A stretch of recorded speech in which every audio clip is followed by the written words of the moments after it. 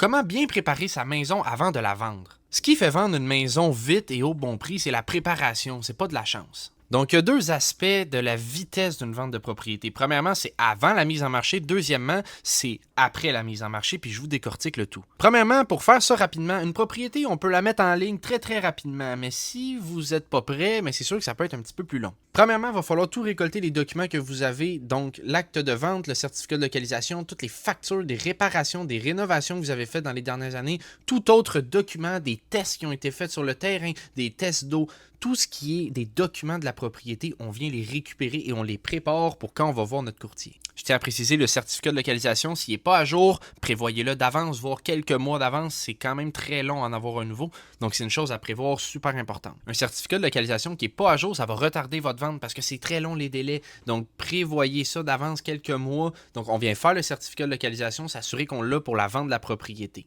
Maintenant, la préparation physique de votre propriété, deux seuls mots.